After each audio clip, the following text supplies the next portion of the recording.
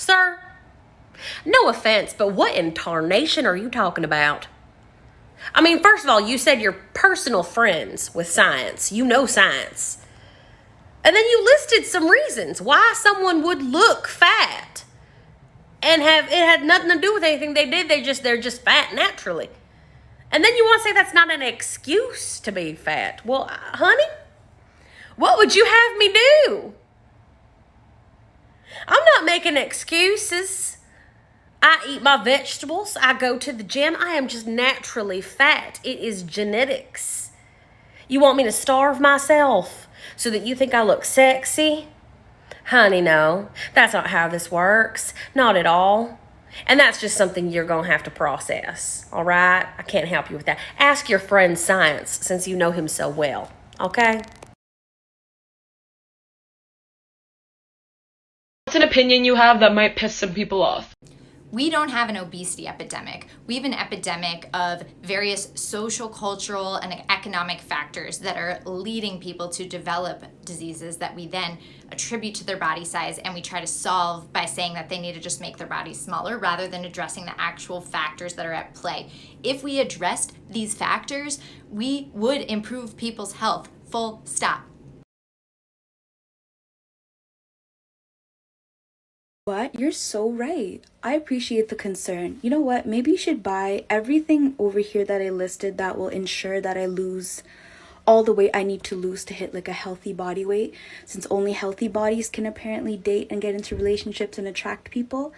So if you can pay for all of that, I will definitely do it. If not, if you're loaded, then maybe pay for lipo, because I can get that done in like a week, maybe recover for a month and get on the road and start dating all the men that like healthy looking women. But yeah, thanks for the concern. I appreciate it.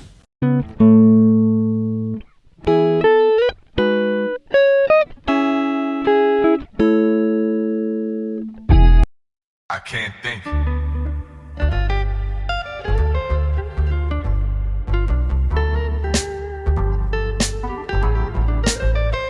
What am I supposed to? Tell me about something that's fatphobic that no one really talks about.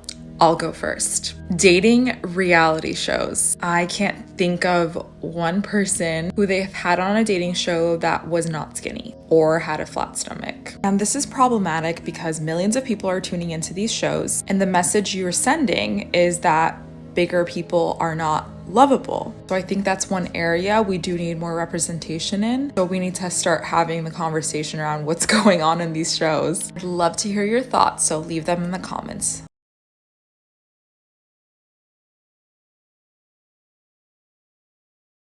Insecure anymore? You can be insecure about whatever you want. But if that insecurity has to do with the size of your body being too large, then by the definition of fat phobia, you are fat phobic. Not everyone knows this, but you are allowed to request to not be told what your weight is or to not be weighed at the doctor's office. And that is fully within your rights.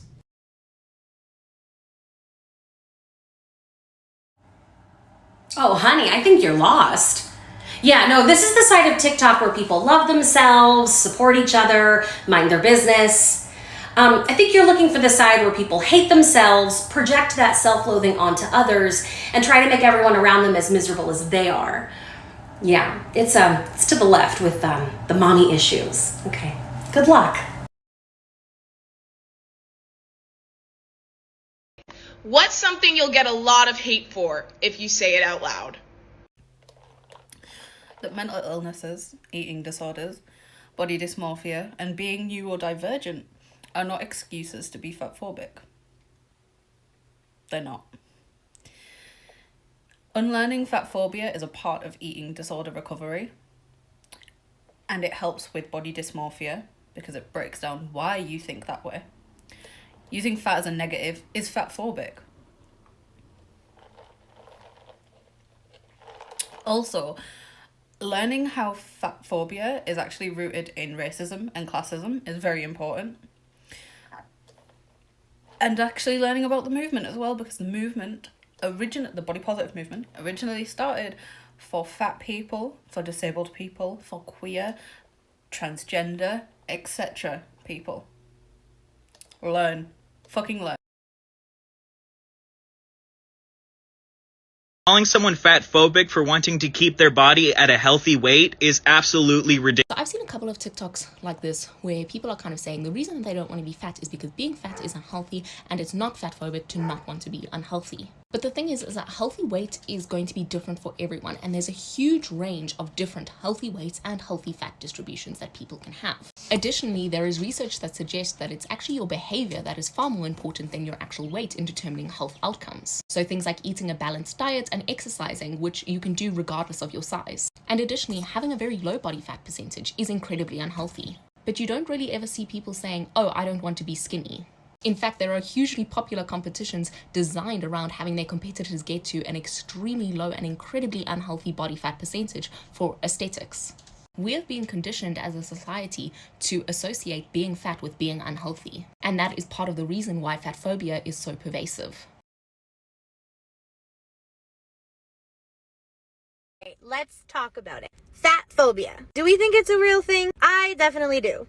For someone whose weight fluctuates as much as mine, I have been 150 pounds and I have been 250 pounds. So I kind of have a really good idea of the spectrum of what it's like to be treated as a plus size woman and as a non-plus size woman. And let me tell you how many goddamn fat phobic people there are in this world. It's actually ridiculous. Like, explain to me why I have a bunch of plus size friends. Why I can scroll through my TikTok or my Instagram and see all shapes and sizes. And yet, a few of my friends who are skinnier, they don't have any other plus size friends. It's just me. I'm the only one. And then I ask them, do you have any friends who are plus size? Do you know any people in your friend group that are plus size? The answer is usually no. And yet I have 4 to 5 different plus size friends. And yeah, like, I get it, whatever. Like, we usually stick to our own kind or whatever. We have more in common. But, like, that's a problem. On the dating spectrum, I'm some sort of chubby chaser converter because any single person that I date isn't a chubby chaser before they meet me. And then after they meet me, there's an obsession. If someone can explain to me what the fuck that is, that'd be great. Additionally, there's jobs. There's obviously the clothing. We already know about the clothing issue. I feel like there's friends who will take pictures with you but not post pictures with you, and they might not even realize, and they just think, oh, that picture's not as good. Well, yeah, because your fat friend's in it. There's people who won't invite you places. There's people who don't want to be seen in public with you. There are a ton of men who love us in the bedroom. Love us in the bedroom. But God forbid they are seen with us on the street. And everybody is obviously entitled to their own opinion, but there's a difference between not being attracted to plus size people and literally discriminating against them. So yeah, fat phobia fucking sucks, and if you could just stop, that'd be great. And the 50 extra pounds I have on my stomach does not mean that I don't deserve just as much respect as you do.